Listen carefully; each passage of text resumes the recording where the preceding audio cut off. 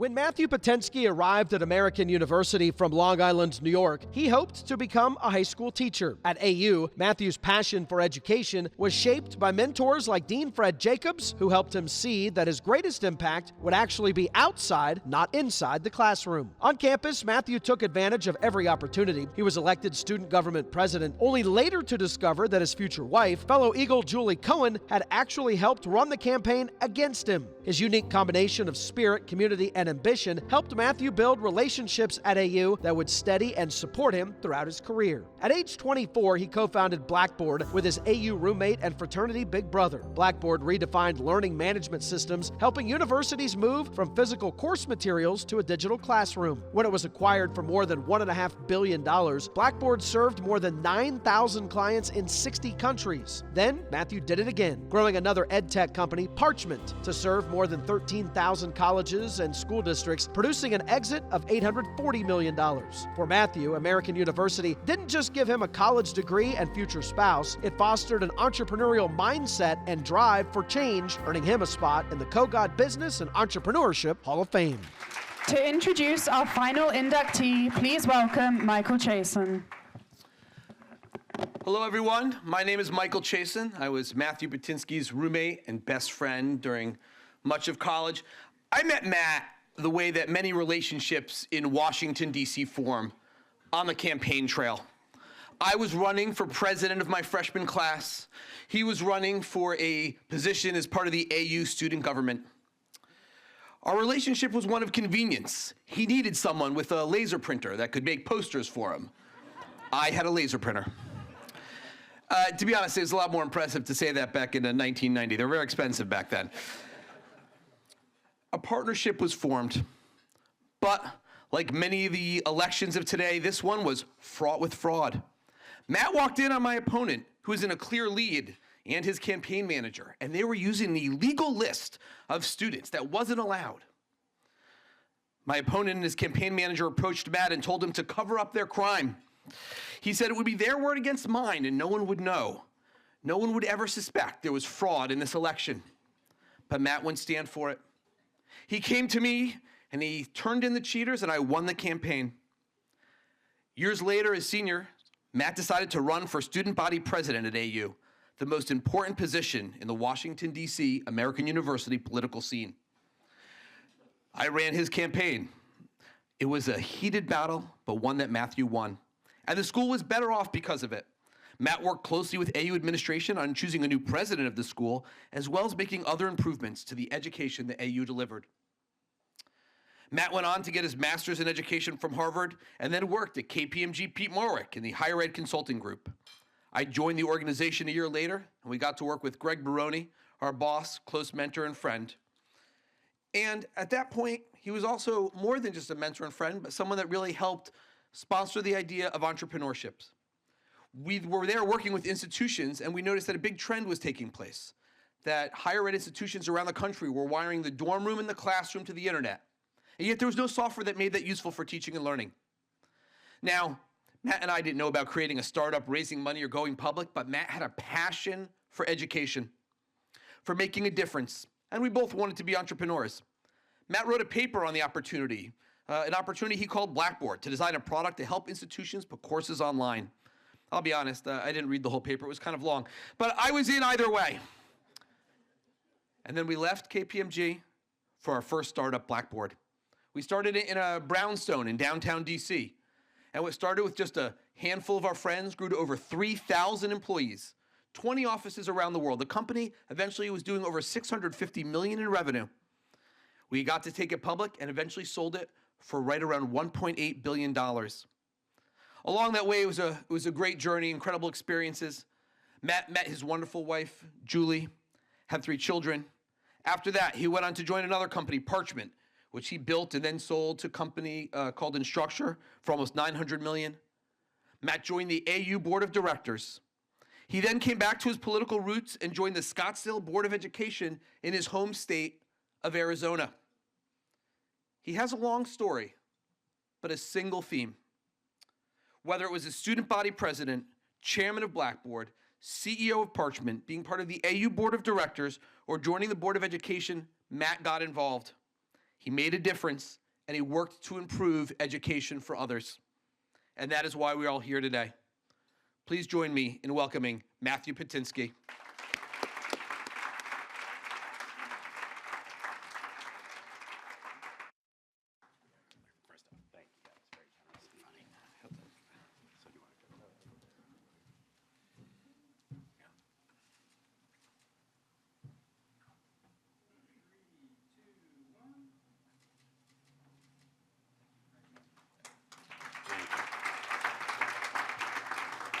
Thank you to Mike.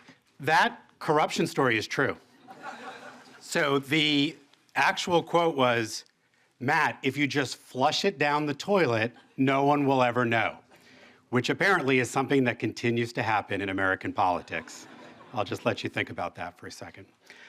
So first off, thank you to Americans' leadership, to Kogot's leadership, for everyone involved in this event. It's a great honor.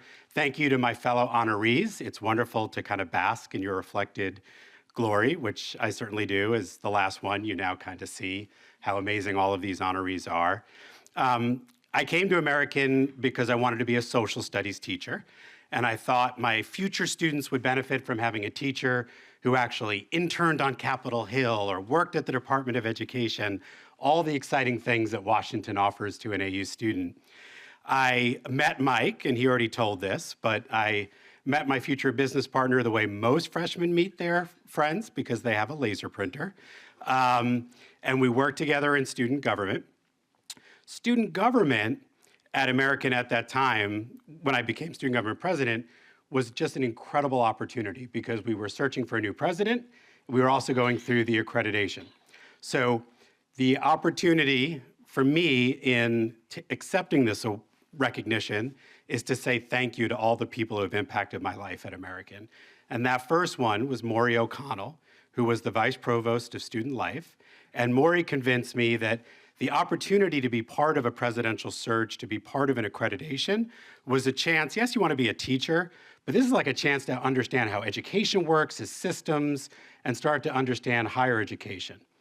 That led me to Professor Fred Jacobs, who had just stepped down as Dean of Faculty, I believe, my timing is right, and was joining the School of Education again. He taught me education policy, and again, started to excite my imagination to make an impact in education, not just in the classroom, but at a systems level. And Fred, I'm so deeply grateful. I literally would not be standing here if it wasn't for you. And I'll say that to other people, and it has the virtue of being true, but first and foremost with you. Fred introduced me to Art Levine at the Harvard Ed School, and that became my next mentor, and I had an opportunity to get my master's degree there. Along the way, Mike popped back up again with this idea to start a admissions technology company where you'd no longer have to like hand fill out admissions applications, but you could use a CD-ROM, type in, fill in one application once, and then it would fill in all of the applications. So I think Mike kind of came up with the idea for the Common App, but like before the internet. It sort of moved along, but with love and respect, it never quite sort of hit launch velocity. And so the time came to get a job, and the person who hired me is here, Greg Baroni. And Greg, at the time, ran KPMG's higher education practice. Now, something I didn't mention at the beginning, my interest in education, my mom is a retired educator, and my dad was a university administrator, was also involved in our local school board. My mom would join him on trips to like trade shows, like the business officer trade show is called Nakubo. And like a lot of people, I guess, she would just collect all the swag. So she had this like bag, and she'd go booth to booth to booth. She'd put the pens in and the notepads and the binders, no shame. And so when I then went to school, I was literally taking notes in math class on a TIA CREF notepad using a KPMG pen. So I feel like I was deeply socialized to eventually get into the world of higher education. So now I'm working at the organization whose pens got me through middle school and high school. And Greg is that second person who I literally would not be standing here if it was not for you. Greg recognized that I was a bit of a precocious employee, I think. No one liked to manage me, but saw in there some energy and some creativity, learned about what Mike and I had created with the admissions company, recruited Mike, and now the dynamic duo, we're back working together at KPMG. That's where we got the idea for Blackboard. And Greg did probably the most generous thing a boss can do, which is actually let you leave. And let you leave feeling good about yourself and giving you all the tools you need to be successful, including the chairs that we used at KPMG, which Mike and I, in the middle of the night, secretly rolled out of the office to act as the, I don't know if I ever admitted this to you, I think the statute of limitations have passed, but if you've ever furnished an office as a startup, the desks aren't the expensive part, it's the chairs. They're also really hard to build. So we liberated the chairs from Greg. But Greg, your generosity and your mentorship. You heard the story of Blackboard. As these things go, they're never the story of one person or two people. So I'm very grateful to have many of my friends and colleagues here who, not you, you're a student, the rest of the table, no, teasing, who kind of helped build Blackboard with me, and then Parchment we built in Arizona, so a little bit of a bigger trip. So it's a little bit of the story, and really the point of the story for students here is never doubt and never take for granted the kindness of strangers, the willingness of people to be your mentors, to open doors, build those relations. It's very similar, like what impacted me at American was not what happened necessarily in the classroom. It was all of those other experiences and really the people, that I can kind of build a straight line through. Now, there is someone who I have not mentioned yet, the woman who ran the campaign against me for student government president. After the flush it down the toilet, you can't make this stuff up. And by the way, that person was the person who told me to flush it down the toilet. The only reason I ran for student government president was out of spite for the fact that he had, and then it changed my life, tried to do that ethically. But is my partner in life and my wife, Julie, I, like many spouses, like on Valentine's Day or anniversary, I always say some version of like words, just like at least my command of the English language are not fully capable of articulating how much I love you. What I haven't said is how they are incomplete in articulating how much you have shaped me in all of the rest of life, right? I am a better manager. I'm a better business partner. I'm a more creative person. The amount of very specific advice that I literally take from you, and then you're like, I told you to do that. I said, yes, I really do listen.